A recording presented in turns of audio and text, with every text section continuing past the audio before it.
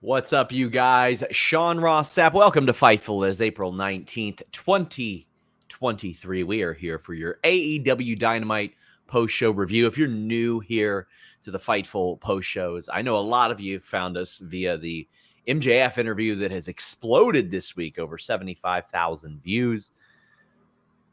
Well, you're in luck because we're here every night. Monday after Raw, Tuesday after NXT, Wednesday after AEW Dynamite, Thursday after ROH and Impact, Friday after SmackDown and Rampage. And it's starting to look like Saturdays after Collision, whenever the hell that takes off.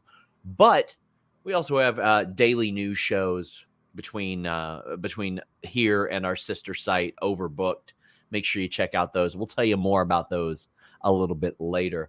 But we are joined by Alex Pawlowski. Alex, how you doing? Fine.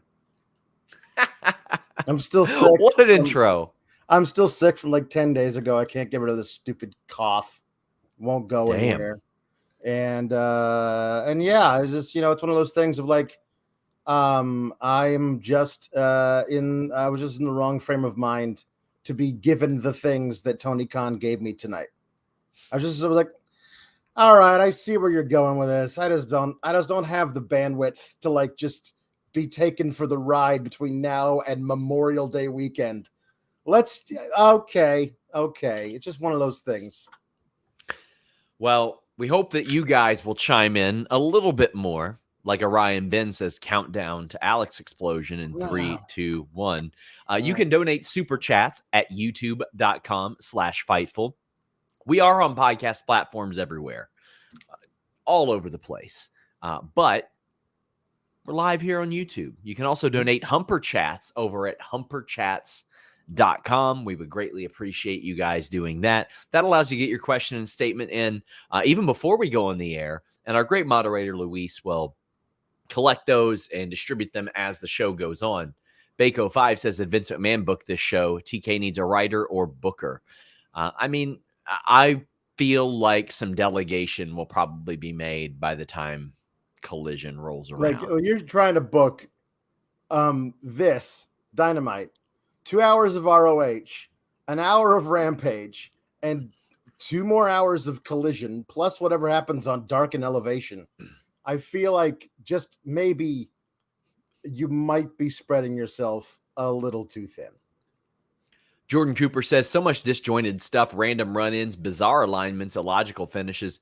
Did Tony Khan have Chat GPT write tonight's episode? There was a lot of, like, as I looked at the show, I was like, how's this going to go? How's this one going to go? We'll see. KJ says TK has been rightly criticized in the past for rushing pay-per-view builds, but would you agree that he's improved? The Double or Nothing card is already clear 1 month out. Pillars match, Cole Jericho, White Starks, BCC Elite, Outcasts versus Homegrown, etc. Yeah, it does seem like they have several pay-per-view matches build. I mean, Swerve and Lee need to have their match at Double or Nothing for the love of God. Mm-hmm. But I would say that some of that is better, but it doesn't mean that the content associated with it necessarily is better.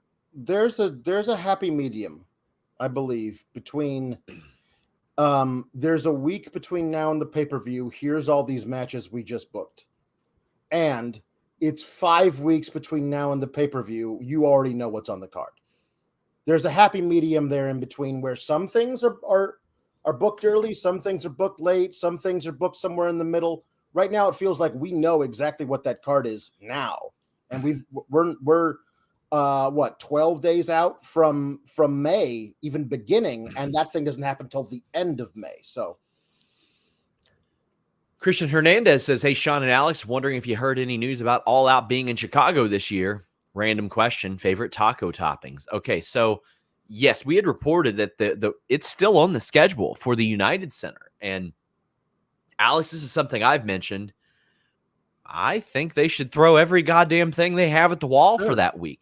My hope is that in 1 month, AEW is announcing, not only are we getting this Collision show, but all the pay-per-views are going to be on Max, which is formerly HBO Max. It's That'd be combining with nice. Investigation Discovery. You mean to tell me I could get Euphoria, Barry, Succession, Chip and Joanna Gaines, Joe Kenda, and AEW all in the same place? Sign. Mhm. But I mean, I have talked to people in Warner that say, well, what better way to attract wrestling fans than if you have all in one weekend, all out the next on this service? Because how could wrestling fans resist even at least trying that, right? Makes sense to me. Favorite taco flavor or taco toppings? There's one at a place local to me, Agave and Rye, that has like sweet and spicy bacon on theirs, and it's very, very good. I'm a fairly on tacos, like burritos. You can throw anything you want in there. Like I want the burrito should be big enough that they require 2 tortillas to close it up. A taco, give me the protein. I'm an asada guy. I'm a carne asada guy. Okay. A little bit of lettuce, a little bit of tomato, a little cheese, sour cream. We're good. Chi-Town Spurs says he liked this show a lot. There's some cool stuff developing, and a couple feeds that felt cold that feuds that felt cold feel hot all of a sudden. I feel like this was a show that I may not have looked at and said, okay, need that. But it's one that was probably important for the development of several feuds that will pay off down the line.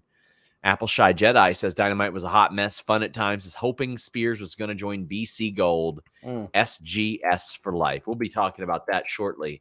Ideally, for our moderator, Luis, apply that to that specific segment. But we're going to actually tie in the opening promos to the main event segment. But Dr. Britt Baker, DMD, made her homecoming. Great reaction. Those stupid-ass terrible towels were a great visual. For this, as they always are, and she always gets a superstar reaction in Pittsburgh, as she should. But she and Jamie Hayter defeated Toni Storm and Ruby Soho, which I do feel like it does take some of the allure out of whatever eventual Outcasts versus Outsiders, because I mean, this is completely satisfactory. They had a match. Britt and Jamie won it. Okay. The hot tag to Britt was really good. I thought that was exceptional. This was one of the things I enjoyed mostly on the show, but it seems like there's going to be some continuation of that, as we'll talk about a little bit later on. But how'd you feel about it? It's always good seeing Britt back in Pittsburgh. There's a really cool element there. I feel like AEW is really great about like saying, hey, this person is from here. You all know she's from here. We're going to put on a big show for that person in their hometown. And it always feels really nice. One of the things I did like a lot about it is they really did a great job of protecting Ruby. Ruby, who kicked out of the Panama Sunrise, kicked out of the Stomp, and then only after kicking out of those two things, she got put in the lockjaw and had to tap out. I thought that was a good job there. They were able to protect her in the loss. Feels like she's taking on a bit of a leadership role there. Like I see her as like the integral, the person at the forefront, despite Soraya's fame. It does. It feels like, I don't know. There's just there is an energy to her that I think fits the whole Outcast thing. She feels, even more so than Saraya and Toni, she feels pissed that just that. No. I came from this other place. That place treated me like dog shit. Here I am here. You guys all love me, but now you don't love me anymore. So I'm doing this out of spite. There is a spiteful energy to her that I think really fits this. And I hope they give her the majority of the mic time going through this, as I believe the Outcasts and the Homegrowns, because the Homegrowns are still technically outnumbered and aren't we'll talk more about this later. No Riho and her pipe sighting. That did not happen tonight. So it still seems like there's a lot left between now and the finish of this to the story. Darren Walker says, did Jamie Hayter get injured tonight? Looks to be a shoulder injury at the end of the match. I'll ask about it. It would certainly make sense based on what happened or what didn't happen towards the end of the show. I'll tell you what doesn't make sense, spending a bunch of money on a 4K webcam and it constantly going out of focus. But I'll find out more. But that would just be AEW's luck. It would certainly be their luck.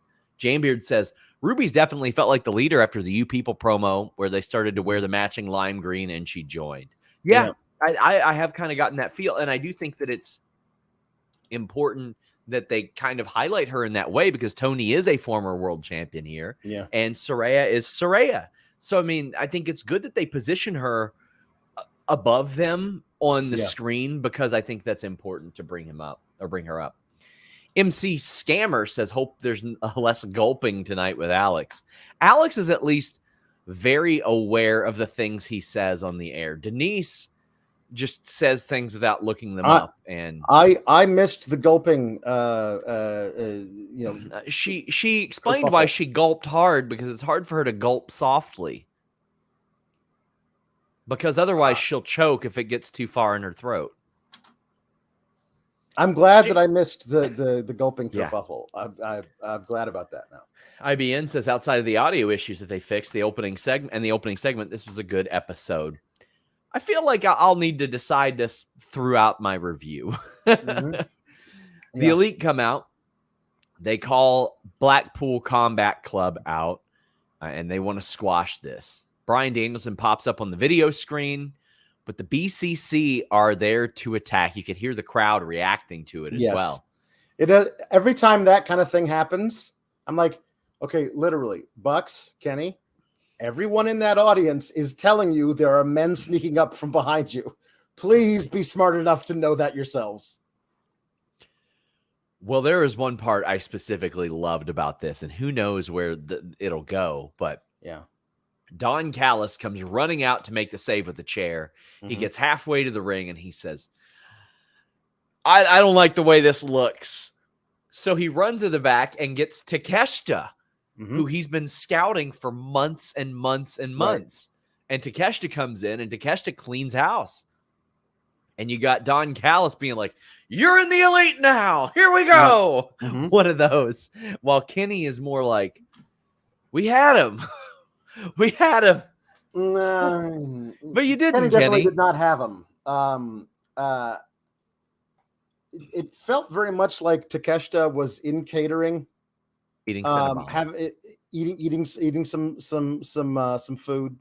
Maybe he's in a conversation with somebody backstage.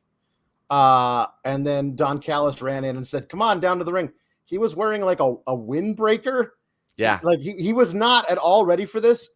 And to me, if you're going to have Takeshita join the Elite, like for realsies, this would not be the way you would do it. So that's why this feels like this is not the final form of whatever happened. Like, do you Callis think that? Go ahead. I mean, Callis basically saying, "This is my guy. My guy is in the Elite with you," and Kenny looking at him like, "Well, thank you for helping me kick Wheeler Yuta's ass, but all right, I guess we'll have a conversation about this later." Like it didn't feel like a definitive statement had been made. It felt like there's definitely some room for a little switcheroo later. So, I mean, the one that a lot of people bring up is that Takeshita joins BCC, right. And then, of course, Hangman and Ibushi join the Elite, right? Which makes an awful lot of sense. And I guess maybe he turns on Don Callis, or maybe they become the British Columbia Combat Club or something like that. I think he's actually from Manitoba, but whatever. Yeah, never stopped anybody. I just love this angle. I love how it's integrating so many other people. And that was the original concept of the BCC. Right. Was to go and build some people. I think also there was a very pointed thing where he got in the ring and he stood about 6-7 feet away from Bryan Danielson and just shook his head. No, you're not going to murder Kenny Omega with a screwdriver. And then Bryan stood there with his screwdriver and then got out of the ring. Mm-hmm. That, whenever that kind of thing happens, that usually portends those two people joining forces later. They did that a lot with Jericho, where Jericho looked like he was going to save somebody, from somebody with a bat, but never made contact or really even threw an actual punch. And then eventually that person he was saving somebody from joined forces with him. Yeah, I'm 50-50 right now on where Takeshita ultimately lands. We got Jamebeard saying Takeshita really does feel like he's going to turn. And after Dawn raised their hands, Kenny looked unsure about him. Mm-hmm. I'm sure that Kenny's been unsure about him for a while. Like the guy that he brought into AEW. Like, make no mistake, even within storyline, the only reason Callis is there is because Kenny's like, this is my guy, so he's coming along now. That's the only reason. Nakazawa too. Cutler the same with the Bucks. Like they. Like, even within the story, they are kind of hangers-on that have kind of proven themselves. So I don't know if he likes somebody else being the apple of Callis's eye. Jamebeard says, someone in Discord booked this. Takeshita betrays Elite, joins BCC. Hangman returns with Elite still down one guy. Enter a golden lover. My friend, someone on Discord, someone on this show 2 months ago booked this months and months ago. Come on, my friend. Someone on Discord. We had somebody today during Listen Your Boy say, SRS, there are reports that a women's segment got cut from Monday Night Raw. Is Fightful going to report on this? And I said, my friend, Fightful did report on this. FightfulSelect.com. Please subscribe. We got a lot of good stuff for you today, including guy who did not appear in this segment. Adam Hangman Page is negotiating a new deal, or at least his reps are, with AEW. This looks to be a pretty big year for AEW, Alex. You got monster shows. You've got international presence between Canada and the UK. You've got at least 4 big deals being renegotiated, which is the Elite. This is a very, very big period for them. Yeah. No, I think that's very true. Yeah, Hangman feels like a lifer to me. He just feels like his whole persona is intertwined with the story of AEW. So I hope they work something out. That guy gets great money to stay with AEW for a long, long time. Yeah, Wardlow revealing that he has enlisted the help of Arn Anderson. Yeah. I kind of dig it. Why not? What the hell else is Arn Anderson doing? I just hope it's not like one of those superficial managerial situations that we have seen, unfortunately, far too many of in AEW. Yeah. So I'm hoping that there's a little bit more to it. They did get involved in the match that we saw immediately following, and we'll talk about that shortly. But Arn Anderson and Wardlow, how you feeling? Well, we'll see. We'll see. There's nothing wrong with it, like on paper, but I'll tell you, like what it led to tonight was not promising to me, because you know me, I want 2 big beefy son of a bitch guys to like just settle in the ring by beating on each other until one of them can't go no more. I don't like extraneous stuff in my wrestling. Yes. I really don't. And if what we're just going to get is Arn Anderson getting in there and pointing an imaginary gun at people's foreheads to make them run away so that his boy Wardlow can secure a victory, that ain't for me. But we'll see where it goes from here. Well, we got Wardlow winning the TNT title. This title has been hot potatoed a lot. I know that some people are acting like it's the end of wrestling as we know it. I don't believe so. I don't believe that this reign for Hobbs necessarily. I mean, it got him a title reign, but I don't know that it did a ton by the way of like putting him over. In fact, it put him with the QTV gang, which QTV gets heat QT gets heat every time he's out there. Led to a DDT from Arn Anderson after also for some reason like the Lucha Bros are involved as well. There was a lot of very, very overbooked stuff. And I should probably use this to go into the plug for Fightful Overbooked, but I'll save that for after. There was a lot of overbooked here. Jambeard says, going to get a prehistoric meat match. Because it wasn't just Wardlow versus Hobbs. No. It was, QT running around on the outside, Arn running around on the outside, some interaction there. The Lucha Brothers, or was it just Penta and Alex Abrahantes? And then Penta afterwards, and Abrahantes, yep. Cage and Super Shredder come out, and like it was just one thing after the next. I didn't feel like it needed all this. I feel like this could have been condensed. Like maybe some of this happens on Rampage or something. Like it was just a lot. Like what we got is Wardlow winning his title back from Samoa Joe. 3 days later, he loses it to Hobbs with the help of QT Marshall. How many weeks now? 3, 4 weeks later, Hobbs loses the title back to Wardlow with the help of Arn Anderson, negating all of the help from QT. Also, Penta's there for some reason. To me, if you said, okay, Wardlow got his title back from Samoa Joe, ending that feud for Wardlow, Hobbs is sitting there with a shot at the TNT title. He gets his shot. He wins. He just wins. He just beats Wardlow because these two guys are really evenly matched. And then he has a few more defenses, makes him look good, beats those guys.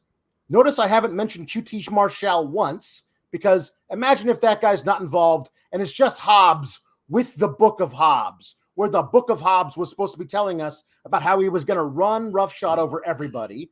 And he doesn't have that anymore. What he has is a TMZ knockoff that is helping him win matches.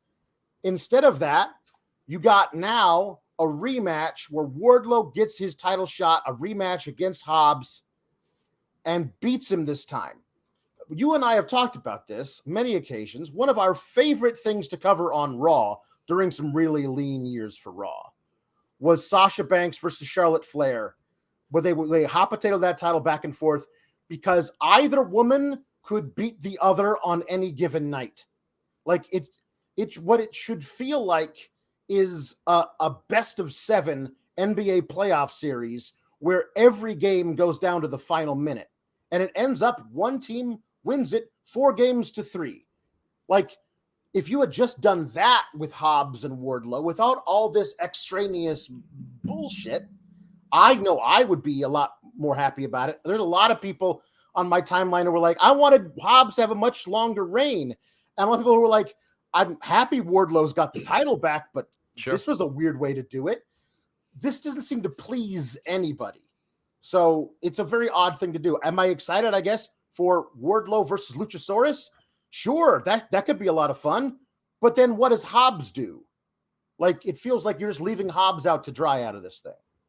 Albert Pont says, why not have Luchasaurus cost Wardlow the match to have that set up the feud? And after Wardlow wins and Hobbs has a good run as champ, Wardlow wins.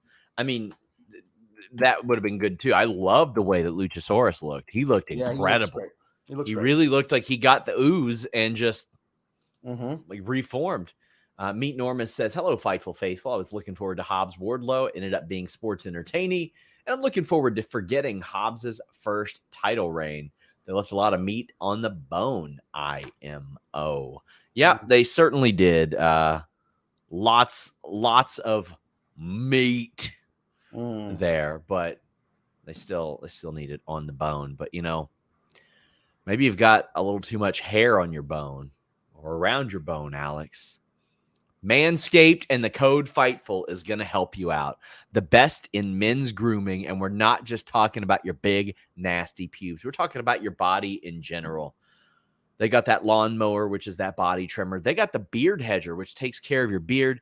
They got the weed whacker, electric nose and ear hair trimmer, plus all the other great things that they have. The Ultra Premium Collection, which is a skin and hair care kit. They've got boxers. They've got formulations. They've even got cologne. They've got a little bit of everything. That Beard Hedger Pro Kit is the best beard kit I've ever seen. It's got comb, brush, scissors, formulations, beard oil, the trimmers, all kinds of good stuff for you. But they have all kinds of different packages, not just for your package.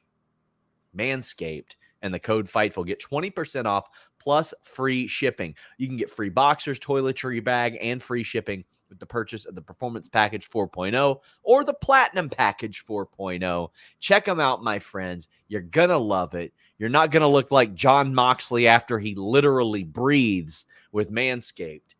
They reduce those trimming accidents significantly. Check it out, manscaped.com and the code FIGHTFUL. Oh, I got you on the Julie Cutler. You wish, nice. buddy. Nice. You wish, buddy. Hey. But I want to shout out Fightful Overbooked. They are our sister YouTube website, youtube.com/Fightful Overbooked. We got a new show 3 times a week, In the Weeds. It's going to have a lot of exclusive content on it. But, Alex, I did a run-in to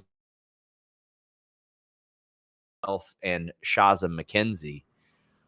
And I had some people asking me to show this clip in the air, but this is the type of danger that you're in when you mess with me.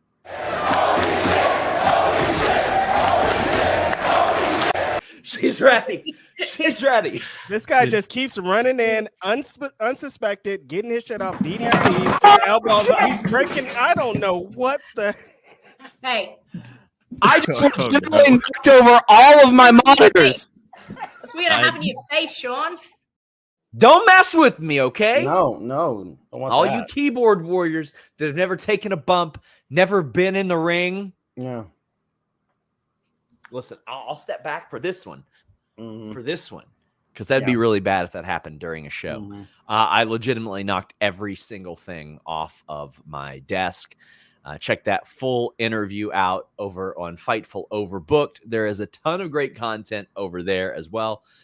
In the Weeds interviewed Deonna Purrazzo, her first interview after winning the Knockouts Championship. But MC Scammer says, Alex, what the hell is a burrito? It's a meat wrap. I mean, you can have burritos without meat at all in them. No, it's true. You could. I would never, but you can. It's possible. Adrian Wells, thank you so much, man. You were so generous to us. He gifted 2 memberships and a $10 super chat. I'll love it. I'll love the day when you can gift Fightful Select memberships. I don't know why that isn't a thing yet. I don't know why Patreon dislikes money so much that they don't allow that to happen. Jambeard says Hobbs held the title for 42 days and I think 6 defenses. Was it 6 defenses? Wow. Those were on I dark. stand corrected.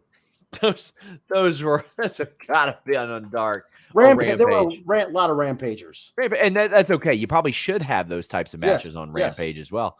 Damn, okay. Well, he did one at NEW Spring Slam against Wrecking Ball Legursky, which is a badass wrestling name. That is just objectively a great name. Dynamite against Silas Young. That was an enhancement match. Battle of the Belts. Okay, that was a tag team title match. He beat Penta on Rampage. That's a good one. The House Rules match against Christopher Daniels. Nobody saw that, though. Yeah. Rampage St. Patrick's Slam against Ray Phoenix. That's a good one as well. So, I mean, yeah, I'm glad that they had him defending it. I mean, 11 out of 17 TNT champs being 50 days or less. I guess I didn't realize that it had been 42 days. To me, it felt like it was more like in the high 20s. But yeah, if it's that long, I guess it's that long. I did expect when Hobbs finally got a title, they were going to keep it on him for about 4 or 5 months. Reminder while I'm plugging stuff, if you haven't gotten enough Dynamite tonight, you got Will Washington every Thursday with Day After Dynamite here at youtube.com/Fightful. Make sure you guys hit this subscribe button, that thumbs up button. It greatly helps us, and we want to get to 100,000 because I am jealous of Denise. Congrats to her for getting to 100,000 subscribers. Blase Radio says it's your boy, Blase McCoy. AEW all week long, Monday Dark, Tuesday, or Dark Elevation, Tuesday Dark, Wednesday Dynamite, Thursday ROH, Friday Rampage, Saturday Collision. I like AEW a lot, but it's a lot to keep up with. Oh, it certainly is. Mm-hmm. I would consolidate Dark and Elevation, Alex. I would and, too. I mean, shit, maybe even throw it in the bin.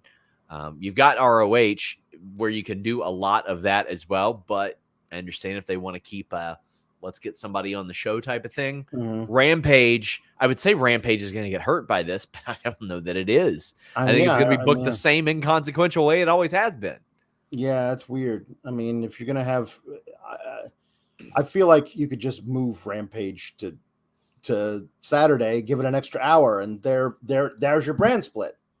I don't know what Rampage is. If there's a second 2-hour show that is supposed to be on equal footing with Dynamite, Rampage really ends up looking like the short end of the stick there. Yeah, and I mean, Rampage started off as Punk's show, right? Like that was the show he debuted on, and he drew the numbers on and all that stuff.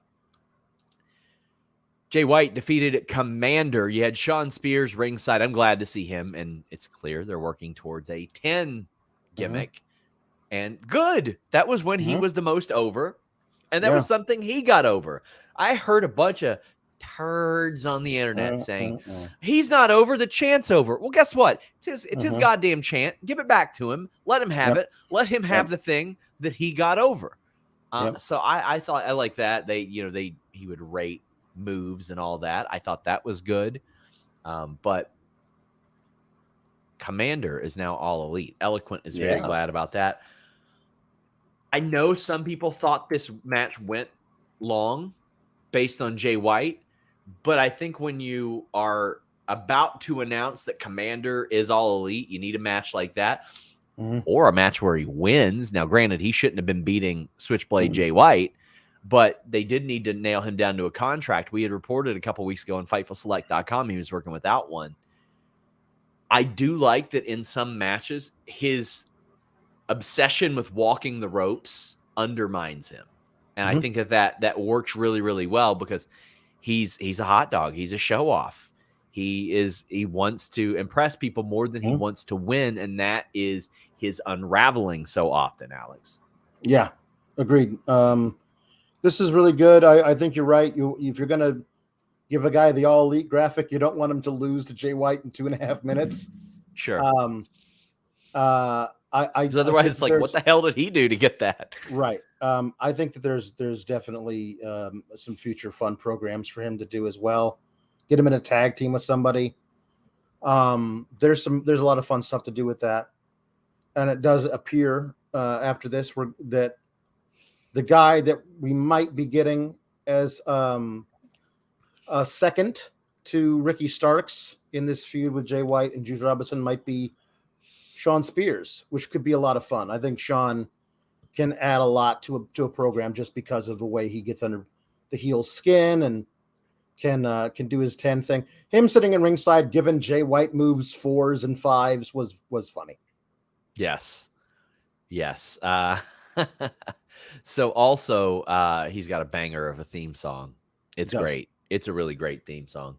Jambeard says, Jesus walked on water, died for our sins. Jesus Komander walked on the ropes and springboarded for our sins. That rope walk into the moonsault is so cool. It's unnecessary, but it's breathtaking. But it's fun. Breathtaking. Mike from Indeed says, Komander getting signed got me in my feels. Been faithfully watching that man shred rings on the U.S. Indies for some time now. Such a special talent. He is. And now we are in the situation where it's like, all right, if they're going to do split rosters, I mean, 3 split rosters apparently between ROH. All right, well, okay. Add a little bit of depth here and there, I guess. Sure. But I just want to see everybody used. Where's Miro? Bring him back. Man, we got Vicky asking about Andrade. He has an injured shoulder. If you're gonna have basically a 3-way split roster, there's no reason Miro can't be like the top or second heel on one of those three brands. Yeah. Like there's no reason why that couldn't be a thing.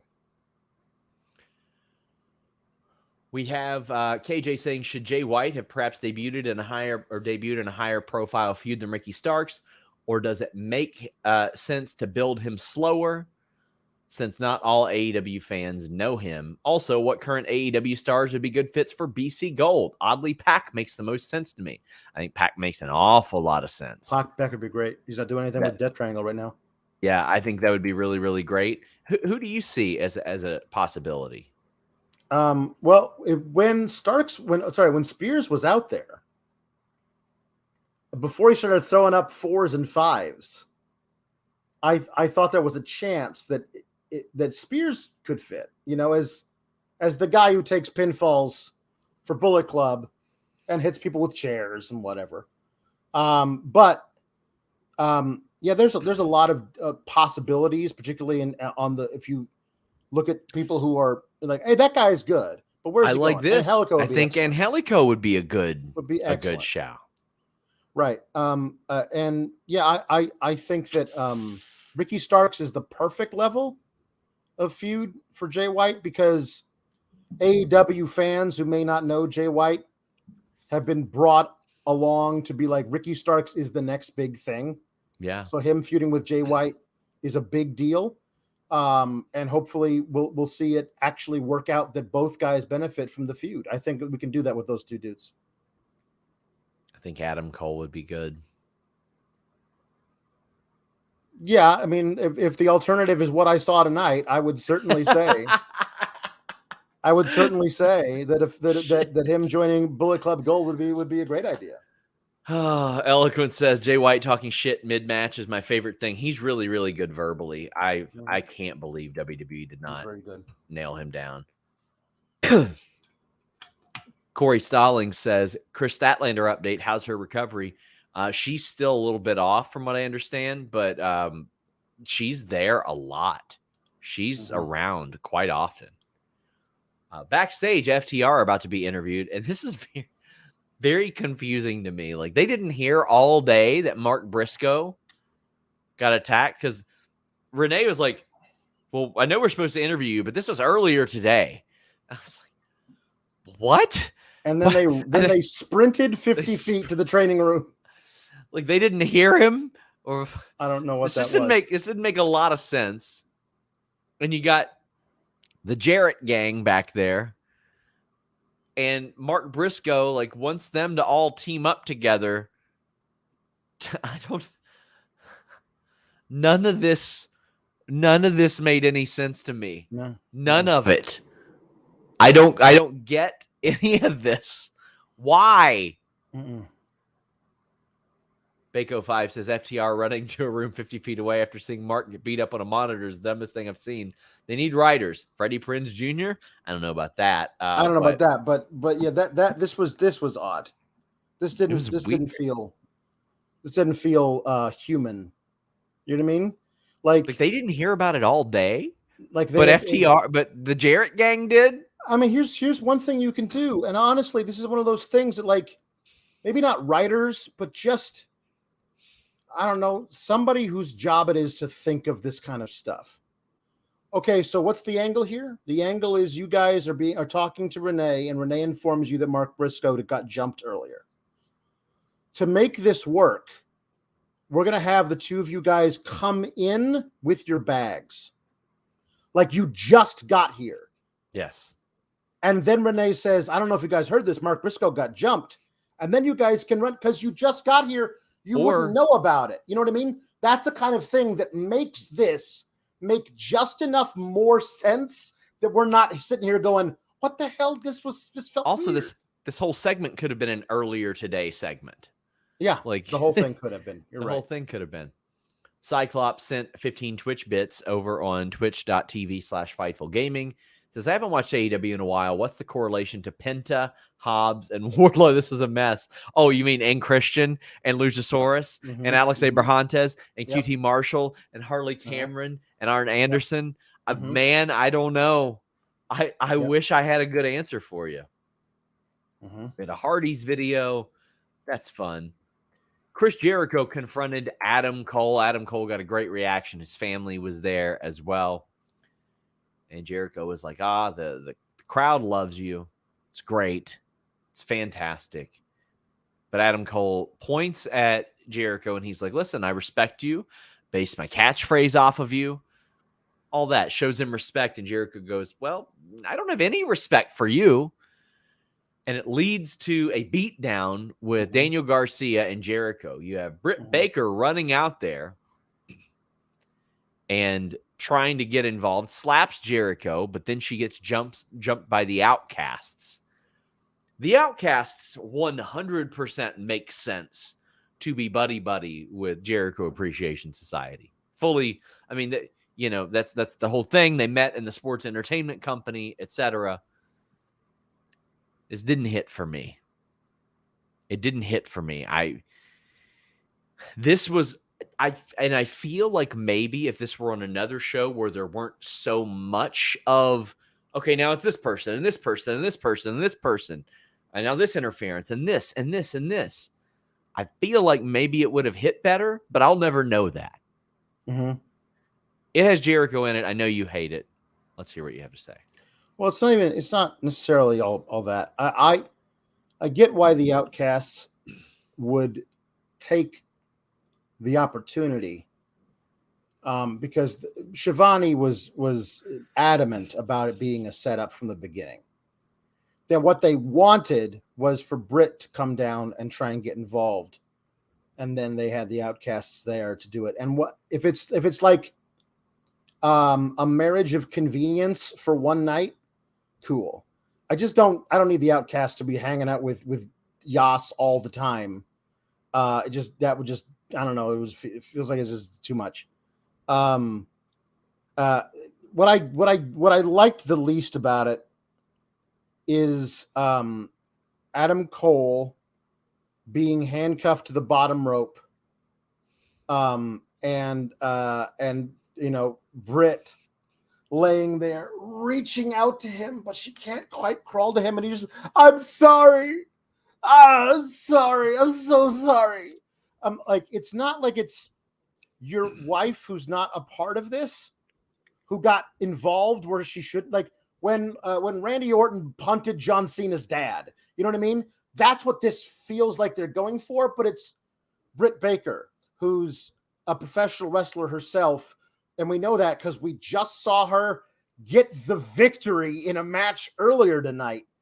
I don't know why Adam Cole had to apologize so much to Britt for getting her. She got kendo stick.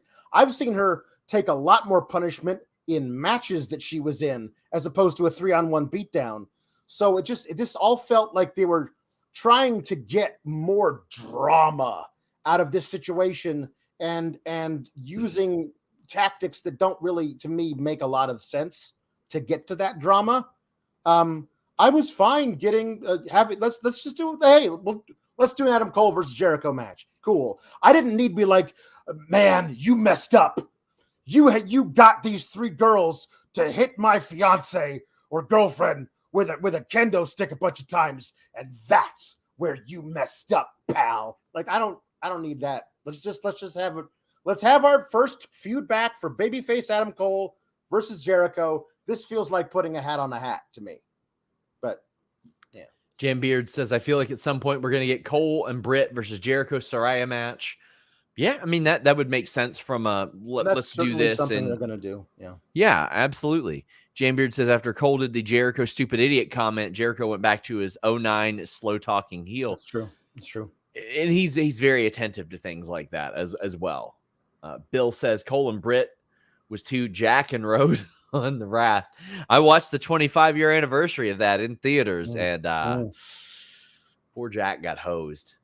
Marco says, maybe it's because it's new, but I'm not used to seeing Cole and Britt as baby faces. It stopped me from feeling sympathetic. Yeah, it was weird.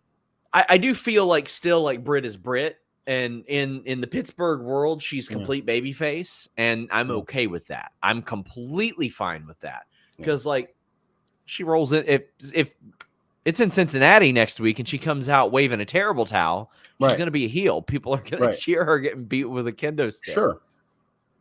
Anthony Martin says, where was anyone else? Where's Jamie or any other woman? What about Keith Lee?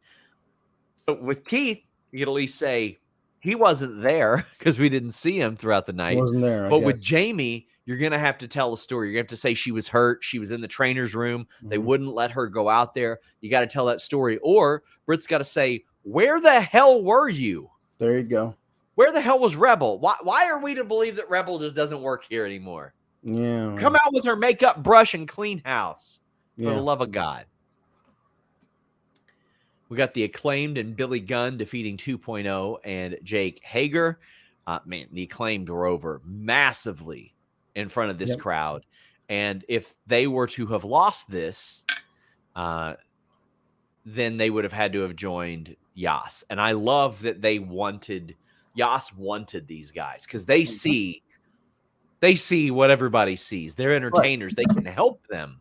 And this was the reaction was great. I'll tell you the most impressive thing of the match was how easily Jake Hager lifted Billy Gunn for that slam. Jesus Christ, man. Like there was no effort whatsoever for that. Just unbelievable. I like 2.0 and Hager doing their thing. I think it's a great use of Jake Hager. 2.0 is great. It looks like Daddy Magic is leaning out a little bit. That's cool. But the Acclaimed and Gunn, like they're still a hot act, and I would love to see them since they're not in the tag team title hunt anymore. Let's put them in trios competition. Why the hell not? Sure. This is one of those, to me, a stipulation that kind of dictates you got to follow through with it. Otherwise, it's just, why is the stipulation there? I've always kind of been a guy, like, not that I want to see Acclaimed in Yas until Double or Nothing, but do I think that that the Acclaimed could find some fun things to do with that and make it work? Yes. And it feels like if you have a stipulation where if you lose this match, then you have to join Yas until Double or Nothing. And if you win this match, then precisely nothing changes. Like, if you're going to give this kind of a stipulation, no matter who wins, something's got to change. Because we always like change in storytelling. It helps progress things. New things, new possibilities for storytelling. With the Acclaimed winning this, now we're just back to square one again. And it's always fun to, like, find a way to progress things. If the Acclaim win, which they did, I think you got to have some kind of stipulation where something's got to happen to Daddy Magic and Jake Hager. Even, like, put him in a dunk tank or something. I don't know. I don't care what it is. There's got to be some kind of consequence for 2.0 and Hager losing. Tom LaValle says best part of the Baker beatdown was Daddy Magic laughing as they came to the ring. He's been on fire in promos and on commentary. He's been unbelievable. I think that promo he did while bloodied last year is one of the best I've ever seen. It was that special. Good. Yeah. That good. Guys, I mentioned today, I'm going to London at the end of June, beginning of July. There's so many Canada dates. I won't be able to go to those, but I just got back from LA, Indianapolis. I live here in Kentucky, but Alex, no matter where I go, NordVPN.com/Fightful has me covered. Sometimes when you're on the road, you miss your favorite shows. I was literally watching AEW Dynamite on my flight to LA, and it cut off in the middle of it because I switched time zones. So I fired up the NordVPN.com/Fightful, was able to watch it. A little trick that I've learned: if you're here on the East Coast and you got to wait till 3 a.m. for new episode drops, you can actually get them at 7 p.m. on certain services with NordVPN.com/Fightful when you get it on that UK time instead of waiting for midnight Pacific. That is all in addition to the fastest VPN in the world. It allows you to change your virtual location with just one click, and it also keeps you safe and secure when browsing online, whether you're at the airport, you're at home, you're at the restaurants or hotels or venues, any number of those things.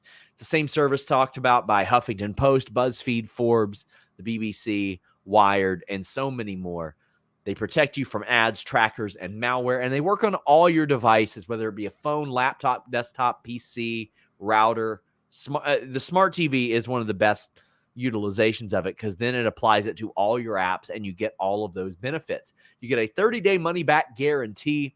It is probably the most versatile sponsor that we have. It protects every device that you have on one account. You can change your virtual location to anywhere. So anytime you see one of those little videos when you're scrolling through Twitter and it says not available in your area, not with nordvpn.com/Fightful, check it out. They also have 24/7 customer support.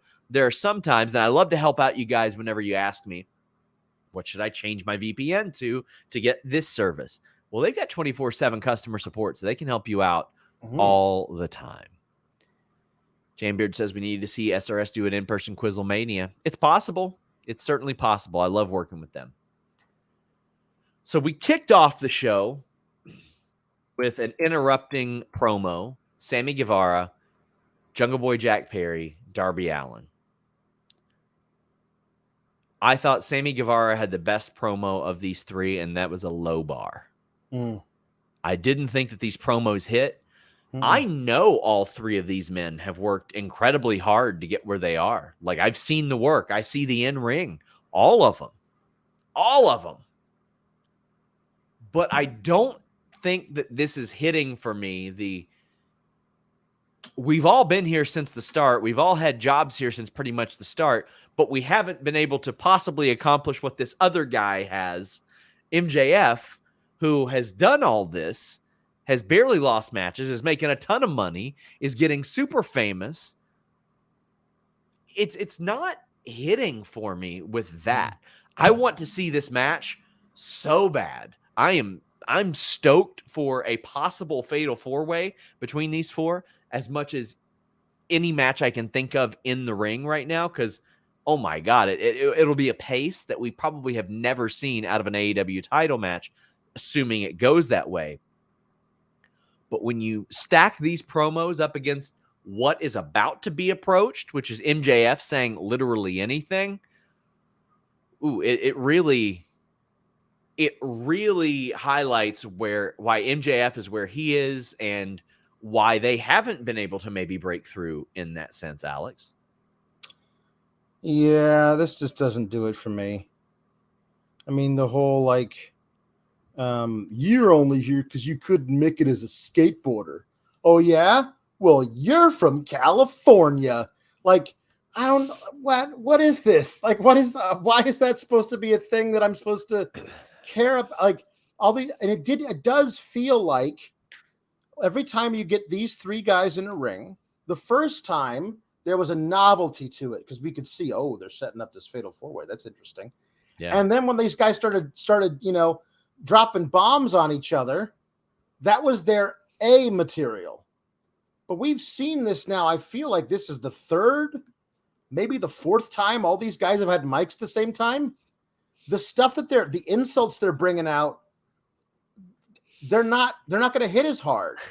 I think at this point, like the next time those three are in a ring doing a promo together, MJF should interrupt them and be like, I hate these people, but I can't subject them to this. Yeah, yes. Like I can't. Yeah. I wouldn't put anybody through what I saw there.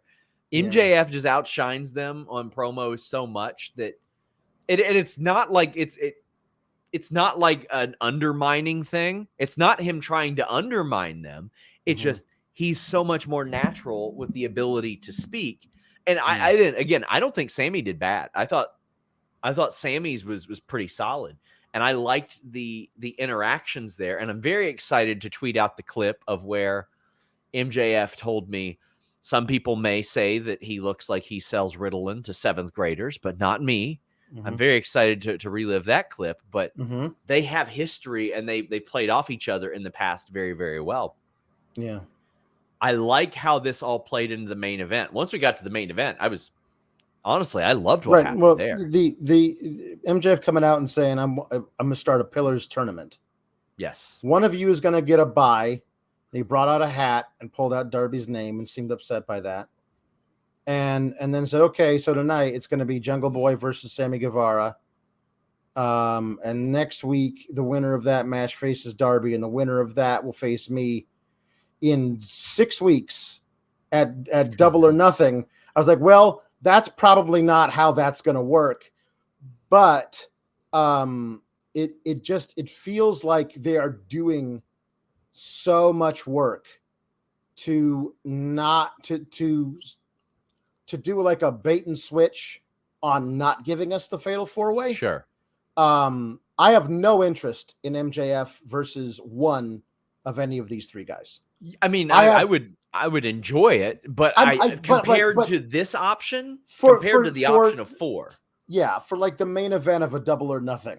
Like I feel like that's not what I'm looking for.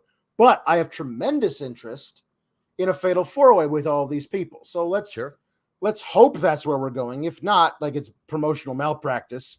But let's talk about this main event real quick. Yeah. It was a fucking slapper. Jesus Christ, man. There was a belly to back into a cliffhanger DDT that was one of the most exhilarating moves I've ever seen. Then Jack Perry is like, oh, I'm going to launch myself off the top rope and do a Canadian Destroyer in midair.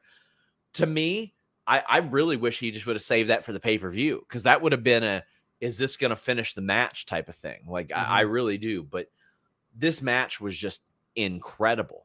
And I actually liked the finish of Jack Perry getting almost counted out.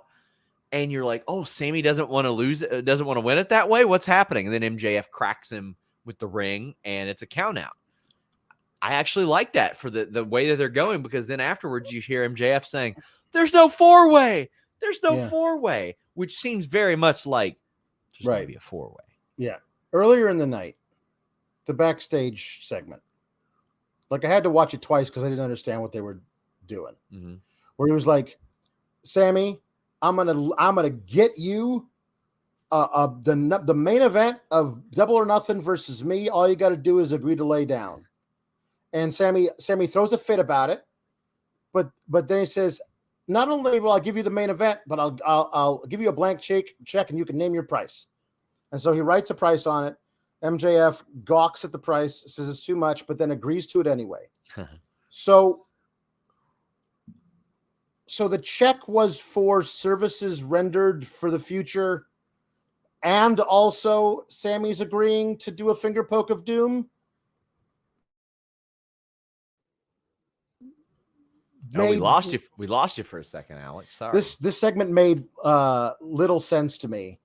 And then the finish was MJF ensuring that Sammy would win, so that Sammy would get the one-on-one with him at Double or Nothing again 6 weeks from now, to be so that MJF would get guaranteed a victory.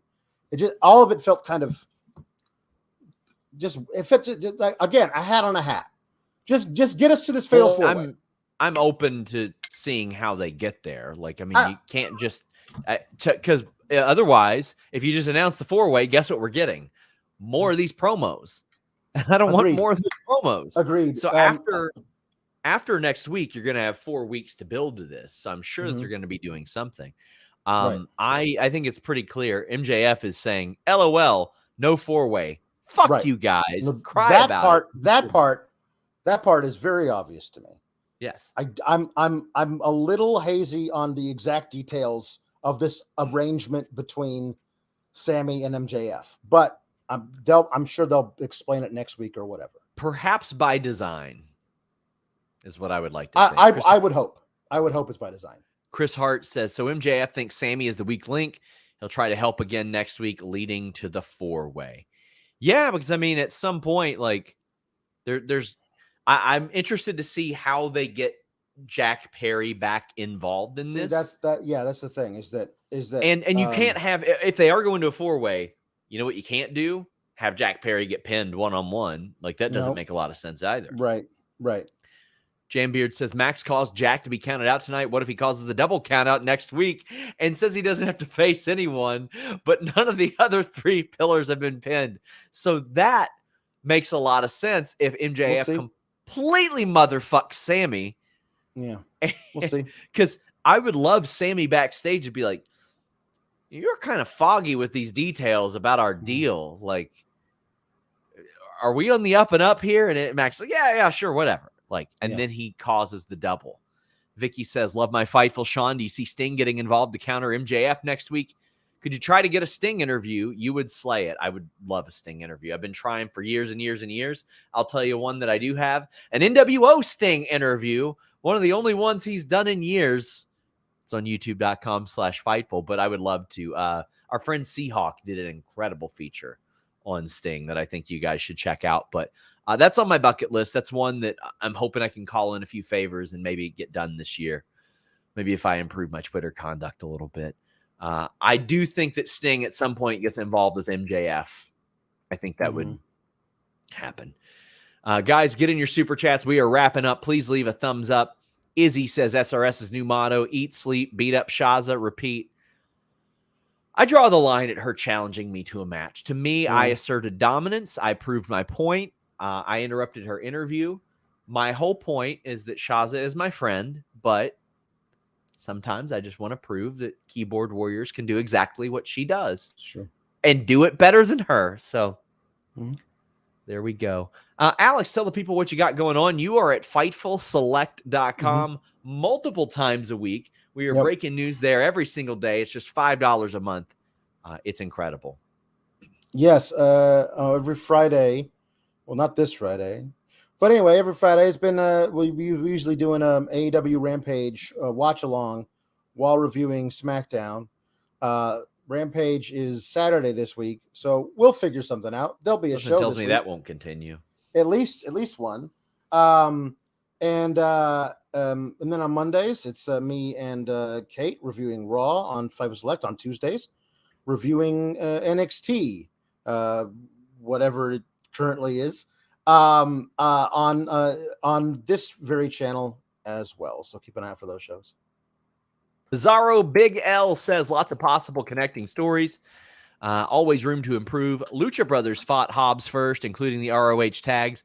Love the Komander signing. Anyone who doesn't is a card-carrying Jagov. Terrible towels will always look better than kitty face paint. I'm not even going to address this. I'm not going to address this. Listen, I want my season tickets. I want a dome in Cincinnati. That way I'm good and toasty in December. That's what I want. There you go. Guys, thank you all so much. We would greatly appreciate your support over on Fightful Select. But hey, if you want more, Will Washington is here on Thursday to talk day after Dynamite. Until next time, guys.